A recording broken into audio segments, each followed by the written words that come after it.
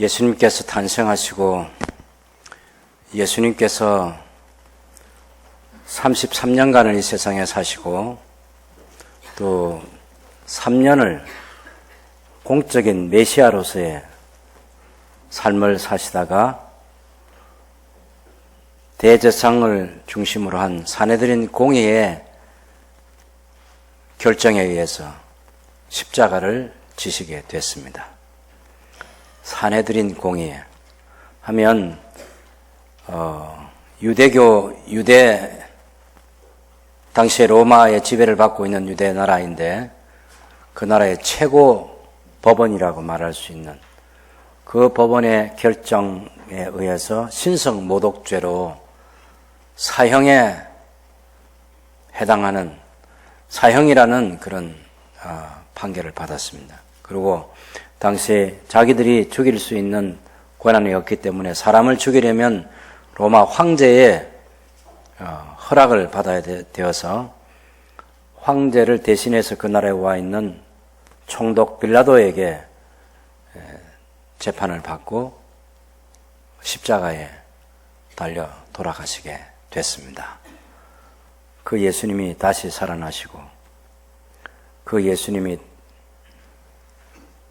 제자들인 사도들에 의해서 증언되고 그 예수님의 복음이 한국 땅에까지 와서 조금 전에 우리 찬양대가 이 아름다운 노래를 불러 하나님께 영광을 돌려드리고 우리 모두가 이 땅에 탄생하신 주님의 그 탄생을 마음에 새기고 예배자로 더 경건한 마음으로 하나님 앞에 나아갈 수 있게 된 것입니다.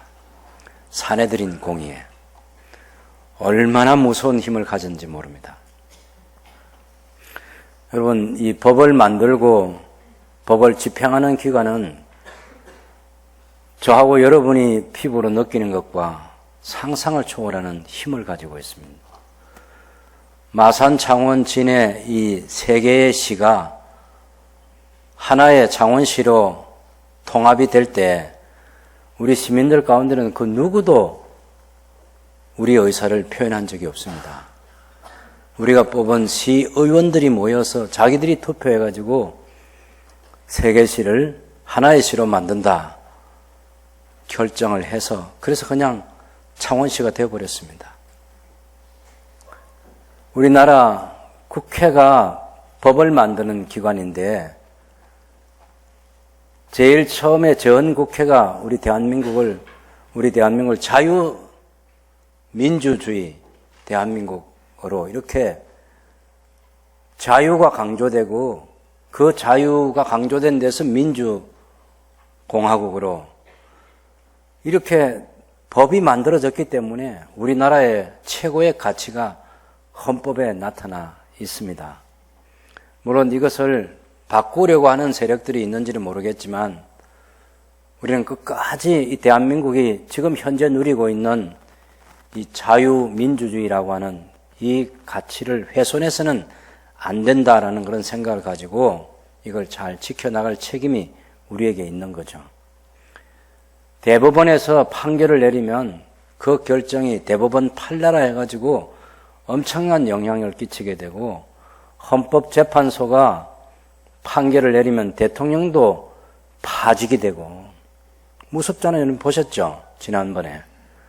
예, 대통령 누구를 파면한다. 그러면 그냥 파면이 되는 거예요. 그게 법이 사법기관이 가지고 있는 힘입니다. 우리나라가 지금 잘못된 길로 가고 있는 것 중에 하나가 낙태를 못하도록 법으로 되어 있는데 이걸 낙태를 허용하는 그런 법 개정을 하라고 헌법재판소가 지금 결정을 해서 지금 국회의원들이 이걸 어떻게 법을 개정해야 되나 고민하고 있는 거죠. 언젠가는 만들어내야 합니다. 여기 기독교에서는 저희 교단도 마찬가지입니다만은 낙태법을 절대로 개정하면 안 된다. 우리는 수정되는 순간부터 그것이 생명이지 무슨 십몇 주가 되기 전에는 괜찮다든지 22주까지는 괜찮다. 그건 말도 안 되는 소리고. 우리는 태아의 소중한 생명이 수정되는 그 순간부터 그 태아는 생명이고 보호받아야 되는 성경적 가치를 가지고 있다고 우리는 소리를 내고 있어요. 그런데 어떻게 법을 만드는 사람이 만들지는 모르지. 그러나 사법기관이 정말 무서운 기관입니다. 여러분, 예수님께서 3년 동안 예루살렘과 유대와 사마리아 그리고 갈릴리 지역에서 요단강 동편의 데가볼리 지역에서 행하셨던 수많은 이적과 기사와 그리고 그 설교를 듣고 수천 명이 자리를 뜨지 않고 배고픈 줄도 모르고 설교를 들으면서 하나님 나라를 기다리게 되고 했던 예수님의 이름이 그 땅에서 모든 사람들에게 알려지고 높임을 받던 그런 시대인데 그 예수님의 인기를 시기해 가지고 죽이려는 소수의 무리들이 있었습니다. 그 사람들이 대부분 사내들인 공의회를 구성하는 사람들이고 나중에 공식적으로 그 사람들이 예수님을 십자가에 처하도록 결정한 거예요. 그 사내들인 공의회가 그 사내들인 공의회 법이 있어요. 그 법에 의하면 밤중에는 재판을 못하게 되어 있습니다. 여기 우리 4장 1절 3절에 보면 사도들이 백성에게 말할 때에 제상들과 성전 맡은 자 사두개인들이 이르러 예수 안에 죽은 자의 부활이 있다고 백성을 가르치고 전함을 싫어하여 그들을 잡으면 날이 이미 저물었으므로 이튿날까지 가두었다는데 날이 저물었다는 것은 그날 오후 6시가 됐다 그 말입니다. 그리고 밤에는 지금 현재 이 사도들을 잡으러 온 이 사람들은 그냥 대충 뭐 한번 와보고 상태가 어떤 상황이 어떤지 파악하기 그리고 온 게 아니라 모든 정보를 다 가지고 와서 잡아서 처벌을 하려고 하는 거예요. 그런데 이 중요한 처벌은 밤에는 못하게 돼 있어요. 사람의 생명과 관계된 것은 해가 있는 낮 동안에 재판을 시작해서 해지기 전까지 그 재판을 마쳐야 됩니다. 그런 그들의 법, 사내들인 법대로 하면 예수님의 재판이 불법 재판인 거죠. 밤에 해서는 안 되는데 밤에도 재판을 하고 그랬으니까. 그리고 그들의 법에는 만장일치면 그게 무효예요, 무효. 우리는 만장일치면 제일 좋아하잖아요. 그 사내들인 공의회는 재판을 할 때 반대가 있어야지. 반대가 한 표도 없었고 거기 참선 다 찬성하면 그건 무효가 됩니다. 그렇게 될 수는 없다는 거죠. 그렇게 될 수. 최소한 그들의 법에는 그것이 잘 돼 있어요. 그 법을 운용하는 사람들이 그걸 무시하고 예수님을 다 죽이기로 결안하고 그대로 집행하는 사람들이었어요. 시간과 결의 과정과 이것이 다 불법이고 무효입니다. 지금도 우리나라도 옛날에 재판했던 것들이 다 무죄가 되는 일이 뭡니까? 절차가 잘못되든지 죄 적용을 잘못했든지 그걸 다 무죄가 되잖아요. 근데 예수님은 그들이 재판하는 시간이나 절차나 또 방법이나 그런 것들이 다 잘못됐는데 그 재판이 유효해서 예수님은 십자가에 달려 돌아가셨습니다. 그런 제1차 사내들인 공의회가 예수님을 죽였습니다. 그러면 그것으로 끝나면 얼마나 좋아요. 사실 사람이 죽으면 끝입니다. 이 세상에서 아무리 권력자라도 죽으면 끝이에요. 제가 중국도 보니까 시진핑 주석하고 그 교류던 그 2인자가 있었는데 처형되면 끝이에요. 그 따르는 세력들도 그냥 다 그냥 줄줄이 힘 못 씁니다. 그런데 예수님은 그들이 죽였는데 사흘 날에 다시 살아나셨어요.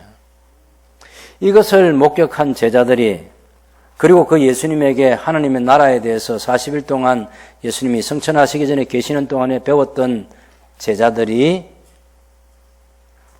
기도하고 기다린 끝에 성천하신 예수님이 성령님을 보내주셨는데 그 성령 하나님께서 제자들 가운데 왔을 때 성령의 감동으로 충만하게 돼가지고 예수는 그리스도다. 너희가 십자가에 못 박아 죽인 그 예수를 하나님이 살리시고 하나님이 오른손으로 높이시고 그리고 그 예수님이 하나님 아버지에게 성령을 받아서 너희에게 부어주셨다. 너희가 죽인 그 예수를 하나님이 살리셔서 너희의 임금과 구세주가 되게 하셨다. 그러니까 막 가슴에 찔려가지고 형제들아 우리가 어떻게 하면 되겠냐고. 너희가 회개하고 예수님의 이름으로 세례를 받으라고. 그러면 죄 용서받고 성령이 너에게도 임하게 된다고 해서 그날에 3,000명의 신자가 늘어났던 것입니다.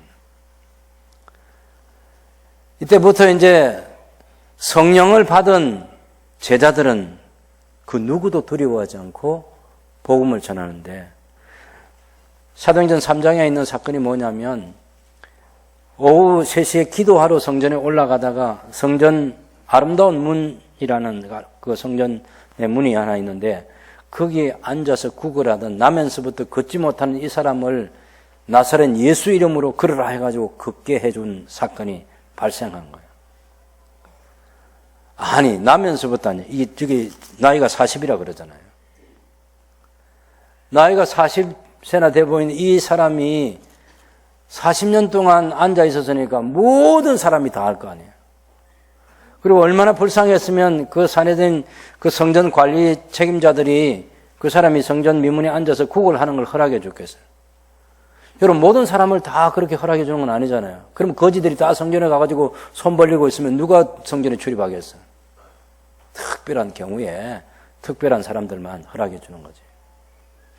그러니까 적어도 이 사람이 온 세상에 다 알려져 있는 사람이다, 그렇게 말해도 지나치지 않겠죠. 이 사람이 일어났어요. 걷기도 하고 뛰기도 하고 하나님 앞에 나아가서 찬송도 부르고 예배도 하고. 그러니 저 사람은 저거 어떻게 걷게 됐어 하니까 베드로와 요한을 사람들이 주목하는 거예요.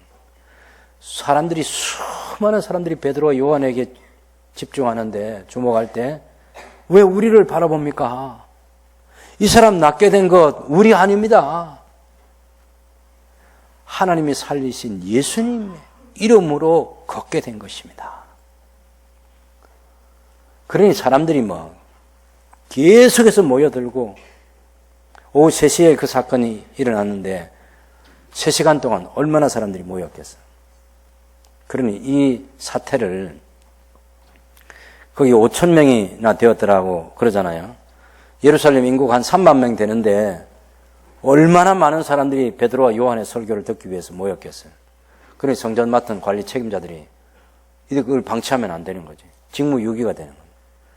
성전 맡은 책임자, 그리고 성전에 있는 수많은 제사장들, 로마 제국과 결탁해가지고 이권을 많이 챙기면서 권력을 누리고 있는 사두개인들, 사두개파 사람들. 이 사람들이 가서 이제 사도들을 붙잡아서, 그냥 붙잡은 게 아니라 처형하려고 붙잡은 거예요. 그냥 이렇게 잡은 거 아닙니다. 예. 그런데 오후 6시가 됐기 때문에 처벌할 수 없어서 내일 재판을 하기 위해서 이제 가둬뒀고, 그 이튿날 이제 여기 5절에 있는 관리들과 장로들과 서기관들, 그 다음에 6절에 보면 대제상 안나스와 가야바와 요한과 알렉산더와 및 대제상의 문중이 다 참여하여 사도를 가운데 세우고 묻되 너희가 무슨 권세와 누구의 이름으로 이 일을 행하였느냐, 이렇게 질문합니다. 그럼 이 정도 분위기가 되면요, 오금이 막 저리고, 예? 이 무시무시한 장면이에요.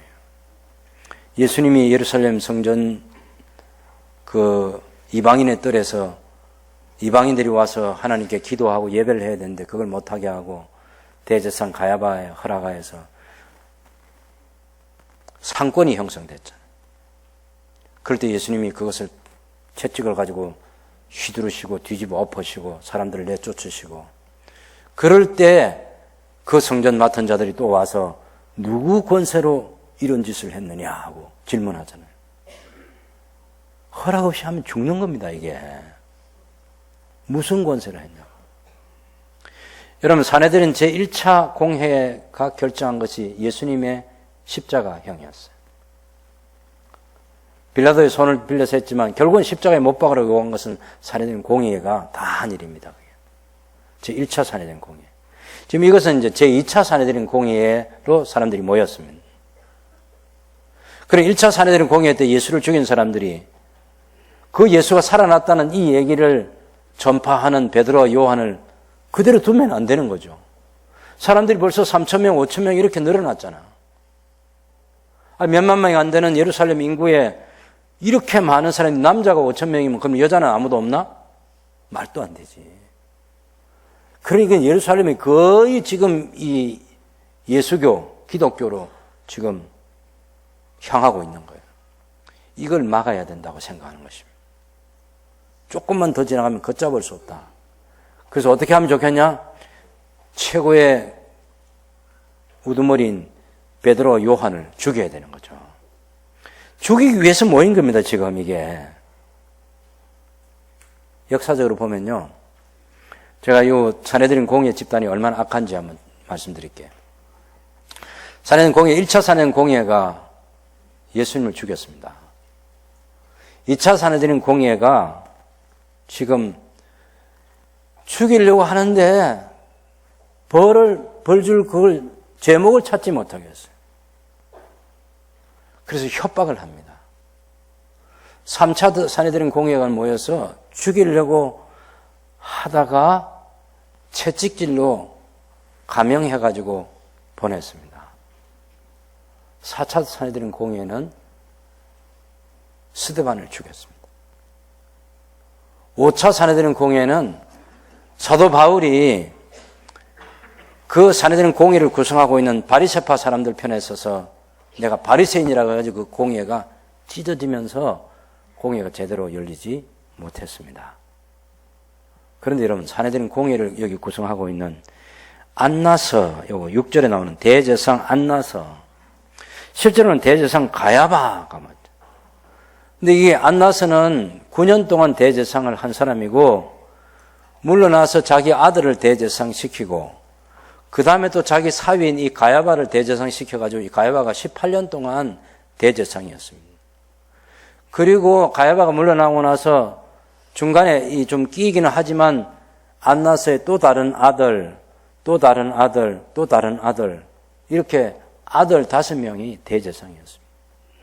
그런데 마지막 제76대 대제사장이 있었는데 그것은 안나서의 손자까지 대제사장을 했습니다. 마지막 공식적인 대제사장은 안나서의 손자였어요. 여러분 생각해 보세요. 그 안나서 대제사장 안나서의 아들 중에 또 다른 한 아들이 있었는데 그 대제사장이 얼마나 무서웠냐면요. 제 67대 마띠아스라는 대제사장,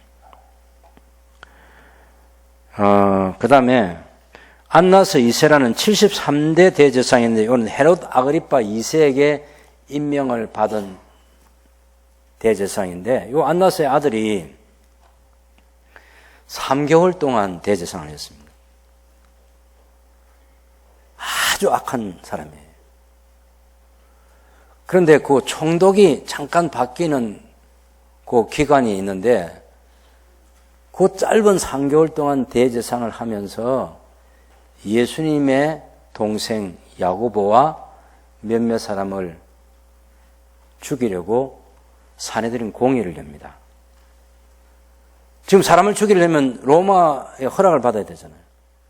그런데 그 총독이 없는 그 짧은 기간 사이에 언론 재판을 열어가지고 율법을 어긴 죄로 예수님의 동생과 몇몇 사람을 죽였습니다.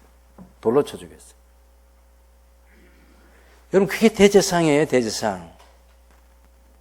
그게 산헤드린 공예의 수장이라고. 얼마나 무서운지 아시겠죠? 그 산헤드린 공예가 다 안나서와 그 대상 문중 친척들 다 모여가지고 베드로 요한을 또 요 가운데 세우고 반원행으로 딱 이렇게 해가지고 무슨 권세로 누구 이름으로 이 질문을 할 때 이 후들후들 뚫리고 이거 말, 오금이 저리고 막 어쩔 줄 몰라 해야 되는 거예요. 하나님의 성령께서 베드로에게 충만하게 임하셔서 감동을 주시는 거예요. 그래가지고 베드로가 담대하게 설교합니다. 여러분 8절을 보시면 이에 베드로가 성령이 충만하여 이르되 백성의 관리들과 장로들이시여 만일 병자에게 행한 착한 일에 대하여 이 사람이 어떻게 구원을 받았느냐고 오늘 우리에게 질문한다면 너희와 모든 이스라엘 백성들은 알라. 너희가 십자가에 못 박고 하나님이 죽은 자 가운데 살리신 나사렛 예수 그리스도의 이름으로 이 사람이 건강하게 되어 너희 앞에 섰느니라. 이 예수는 너희 건축자들의 버린 돌로서 집 모퉁이의 머릿돌이 되었느니라. 다른 이로서는 구원을 받을 수 없나니 천하 사람 중에 구원을 받을 만한 다른 이름을 우리에게 주신 일이 없음이라. 이야, 정말 얼마나 담대한지, 얼마나 유창한지. 무슨 권세로 했냐고, 누구 이름으로 이 사람 살렸냐고. 이 사람 걷게 된 것 착한 일입니다. 누가 살렸냐고? 당신들이 십자가에 못 박아준 그 예수가 다시 살아서 그리고 이 사람 살렸습니다. 성경에 예언된 대로 예수님은 당신들이 버렸는데 버린 돌처럼 그렇게 버린 돌과 같았는데 하나님이 집 모퉁이에 머릿돌로 쓰시려고 살리셨다. 가장 중요한 것은 12절에 있는 것처럼 천하 사람들 중에 예수님의 이름 말고 다른 이름으로 구원을 얻을 수 있는 이름을 하나님께서 우리에게 주시지 않았다. 이중으로 강조하는 것이 예수님으로만 구원을 받을 수 있다, 이 얘기를 하는 거예요. 이게 복음이에요. 이게 얼마나 많은 사람들을 불편하게 하는지.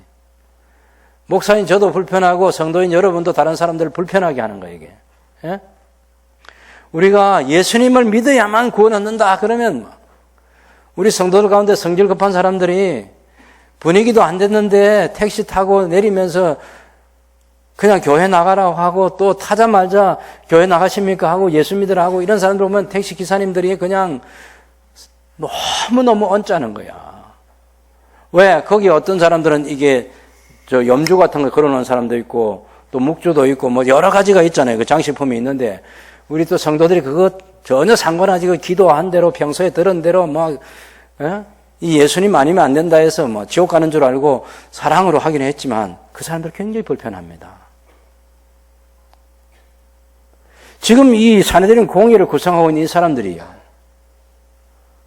아니 메시아는 이 세상에 아직 오지 않았다고 생각하는 것이고 자기들은 구약에 예언한 그 메시아는 기다리고 있고 지금은 우리 대제사장을 중심으로 해서 이 유대 종교 이 안에서 1년에 대제사장이 한 번에 지성소에 들어가서 우리 모두를 위해서 속죄 제사를 드려주고 그래서 우리가 예수 믿고 있는 것이고 우리가 유대교에 있는 하나님을 믿고 있는 것이고 우리가 아브라함의 자손으로서 다 우리가 천국에 갈 건데 이 대제사장이 소용없다.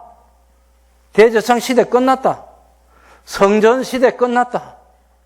이제는 그들이 죽인 예수를 죽였으나 하나님이 살리신 그 예수를 믿어야만 구원받는다.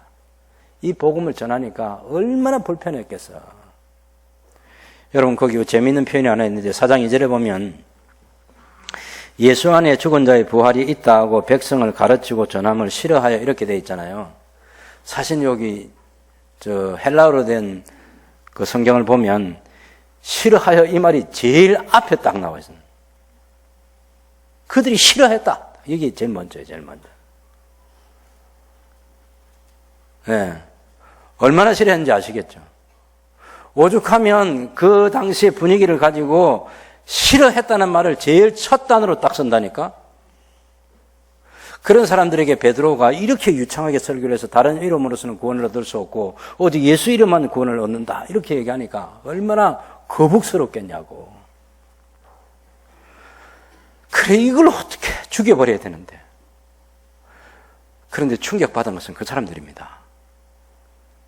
아니 베드로, 요한 예수님 잡혔을 때 다 도망갔던 사람들 아니냐. 그리고 예수 모른다고 3번이나 부인했던 그 사람 아니야. 아니, 이 친구가 어디서 이런 용기가 생겼어? 그래서 13절에 보면 그들이 베드로와 요한이 담대하게 말함을 보고 그들은 본래 학문 없는 범인으로 알았다가 이상히 여기며 또 전에 예수와 함께 있던 줄도 알고, 이 표현에 전에 예수와 함께 있던 그 겁쟁이들이 말이야. 우리가 예수 체포하러 가서 다 도망갔던 그놈들이, 계집종 앞에서도 여종 앞에서도 예수를 절대로 모른다고 부인했던 이 베드로가,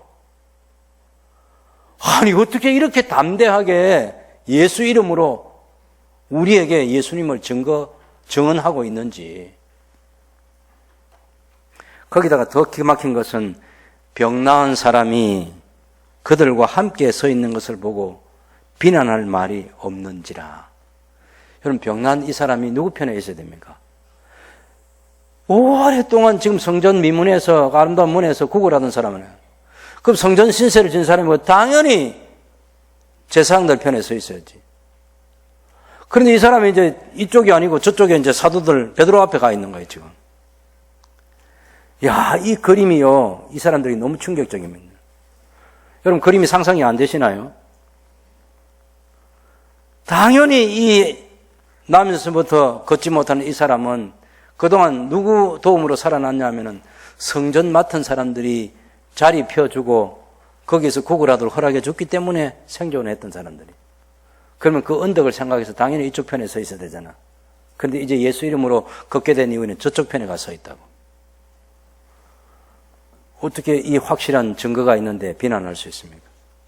그래서 회의를 하다가 일단 베드로, 요한 좀 밖에 나가 있으라. 그러고서는 이제 자기들끼리 의논을 했는데 16절에 보면 우리가 이 사람들을 어떻게 할까?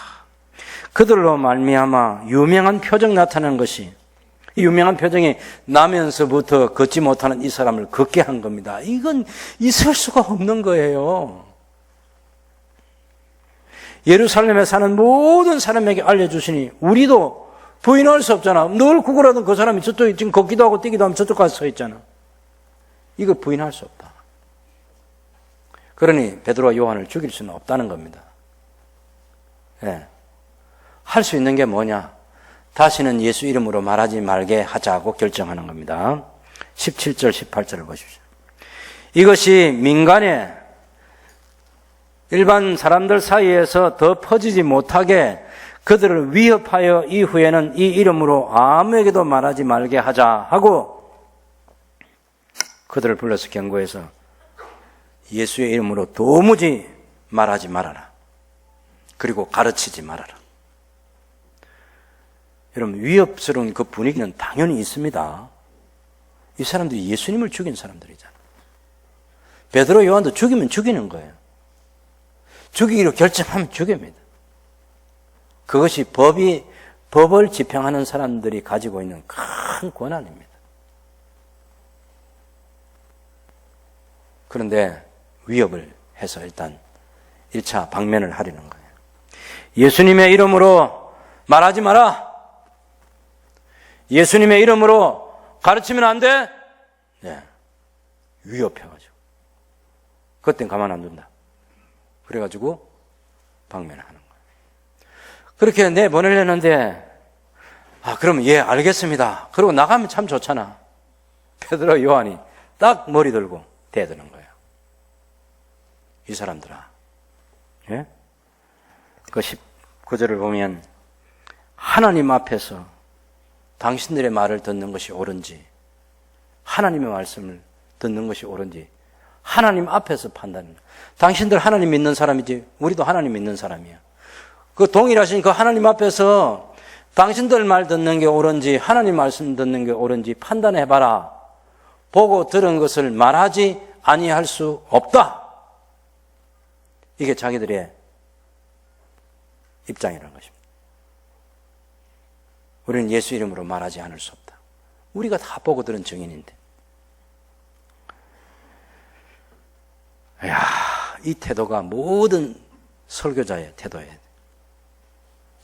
여러분, 지금 우리 한국의 낙태법이라든지 또 뭐 차별금지법 가운데 독소 조항들이 그 동성애와 관련된 그런 것들이 있잖아요. 이 법이 지금 참 그걸 반대하기 위해서 싸우는 사람들의 그 싸움이 참 눈물겹도록 열심히 싸우고 있습니다. 우리 창원에도 보니까 뭐 몇몇 안 되는 사람들이 정말 열심히 외치고 있습니다. 예. 요즘 뭐 음향이 고장났다고 몇백만 원 주면 새로운 음향을 사서라도 하고 싶은데 그 헌금 요구하는 것도 있던데 어떻게 결론이 날지 모르지만 어쨌든 매일 나가서 그 집회하는 사람들이 있어요. 그런데도 세계의 흐름이 우리가 소리 지르는 대로 우리가 원하는 대로 법을 만들어 줄 것 같지 않은 느낌이 있는 거예요. 아니, 가장 기독교적인 나라,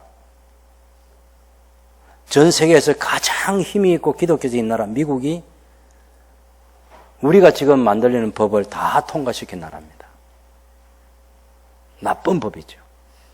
거기에 불복종하는 사람들이 물론 미국에는 목사들과 성도들이 많이 있습니다. 그래도 법은 만들어져 있어요. 우리나라도 그런 법이 만들어지면 뭐 고발을 당해가지고 목사가 감옥에 가야 되고 벌금을 내야 되고 그런 일이 많이 있겠죠. 근데 우리는 뭐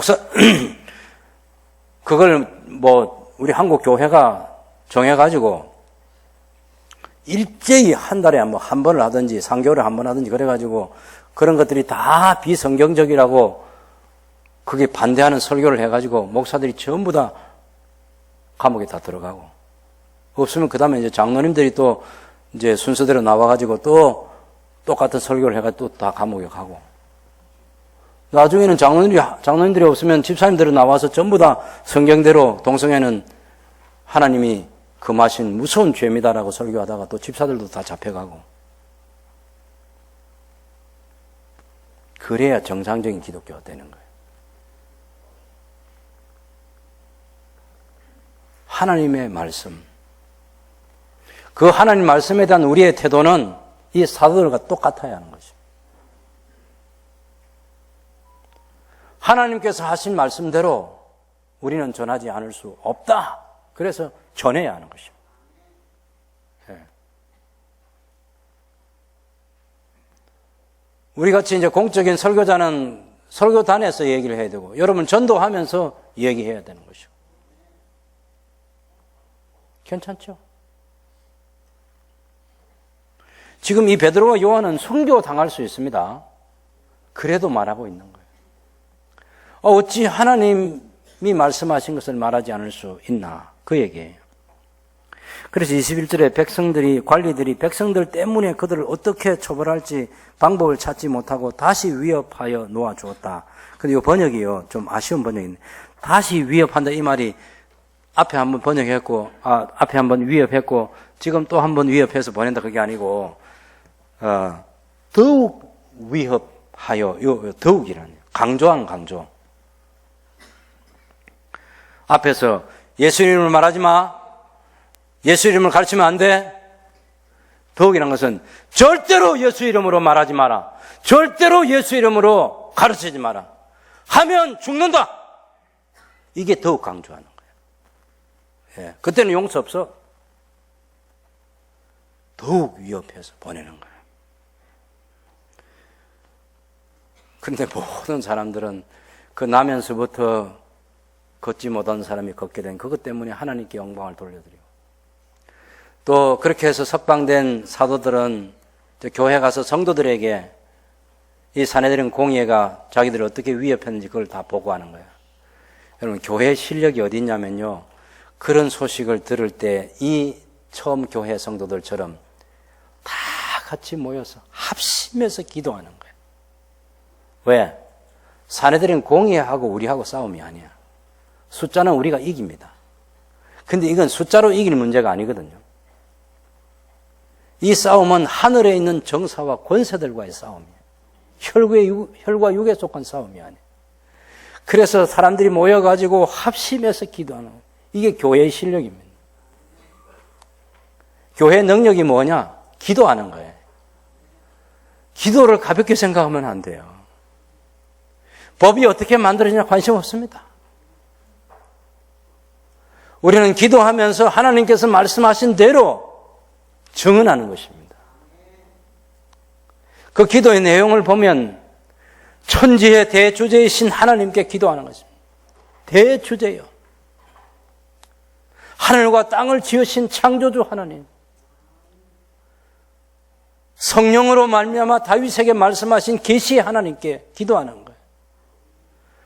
지금 현재 예수님이 십자가에 처형될 때까지 일어난 이 모든 일들은 다 시편에 보면 너희 열방이 분노하고 족속들이 하나님 허사를 경영하고 세상의 군왕들이 나서서 여호와께서 맨 것을 끊어버리자 그렇게 말을 하고 여호와와 그 기름 부으신 자를 대적하자 하는 그 시편의 예언대로 지금 왕인 헤롯 안디바 왕하고 총독 빌라도하고 그런 이스라엘과 이방인들이 이게 다 합작품으로 만들어가지고 예수님을 처형했다는 것입니다.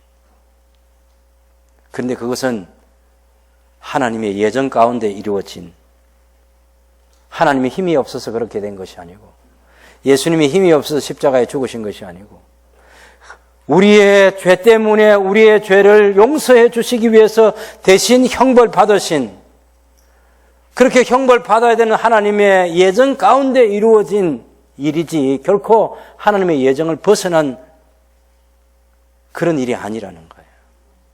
일단 과거는 그렇게 됐습니다 라고 이렇게 지금 이 성도들이 시편 말씀을 가지고 기도를 합니다. 하나님, 그 말씀대로 지금 일이 일어났습니다. 이제 하나님 우리에게 은혜를 주십시오 하는 게 29절부터 기도예요. 그게 뭐냐면 첫째는 우리를 위협하는 그 사람들의 위협을 굽어봐 주십시오. 하나님 한번 봐주십시오. 얼마나 무서운 사람들인지. 사내들인 공예가 얼마나 무서운 사람들이, 예수님을 죽이기로 결단한 사람들이고 지금 사도들을 죽이려고 했다가 못 죽여서 그냥 석방은 했는데 또 어떻게 될지 모르고 하는, 하나님 우리가 위협당하는 이것을 굽어 살펴주십시오. 또 종들로 하여금 담대히 하나님의 말씀을 전하게 하여 주십시오. 여러분 25절에 보면 다윗이 어떤 사람이냐면 주의 종 우리 조상 다윗의 입을 통하여 성령으로 말씀하신 하나님인데, 다윗만 주님의 종이 아니고 이제 우리도 주님의 종입니다 그렇게 얘기하는 거예요. 지금 종들로 하여금 하나님의 말씀을, 복음을, 예수의 십자가와 부활의 복음을 전하려고 하는 우리도 당신의 종들인데, 당신의 종된 우리가 담대히 하나님의 말씀을 전하게 하여 주시오며, 이것도 모든 담대함을 가지고 말씀을 전할 수 있도록 즉시 이루어 주십시오 이렇게 기도하는 거예요. 예? 위협을 당하고 왔어요. 그런데 이게 자 우리가 당분간 조용히 있자, 우리도 그 사람들 체면 세워줘야 되잖아, 이런 게 아니고 그 사람들이 위협하든지 말든지 예수님의 십자가 부활의 복음은 전파되어서 생명을 살리는 하나님의 운동이 계속되어야 한다는 거예요.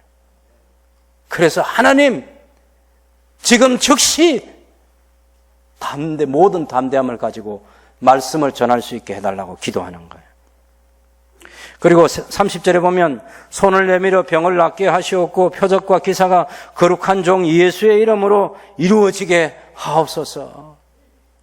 전할 때도 예수 이름 높이고 기도할 때도 예수 이름 높이고, 손을 내밀어 병을 낫게 하시옵고 표적과 기사가 일어나게 해 주십시오. 여러분 중요한 목적이 있습니다. 교회 성도들이 우리 자신이 병에 걸렸을 때나 가족들이 질병에 있을 때나 또 교회 우리 공동체 성도들 가운데 참 투병 생활을 힘들게 하고 있는 분들을 위해서 기도할 때 간절히 기도하는 거 잘 하시는 일이에요. 근데 병 낫는데 목적이 있으면 안 돼요. 그 병 나아서 뭐 할 건데? 여러분, 표적과 기사라는 것은요, 예수님께서 행하신 그 표적과 기사 있잖아요. 뭐 중풍병자도 살리시고 고치시고 나병 환자도 고치시고 죽은 자도 살리시고 이런 게 다 표적과 기사인데, 그 표적과 기사는 예수님이 메시아다라는 것을 알게 해주는 거예요. 그 표적과 기사는 하나님의 나라가 왔다 하는 것을 증거해 주는 거예요. 그래서 우리가 환자를 위해서 기도하고, 우리의 기도 제목이 이 기도를 응답해 주십시오 할 때 그렇게 해서 예수님이 메시아인 것을 알려지게 되고 하나님의 나라가 이 땅에 임하고 있다는 것을 알게 해 주십시오 하는 그것이 궁극적인 기도의 목적이어야 하는 거예요.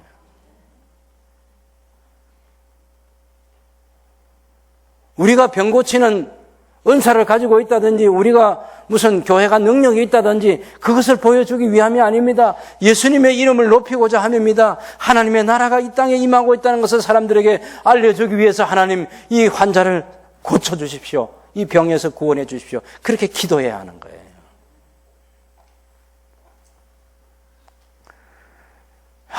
이 성도들의 기도를 응답해 주셨습니다.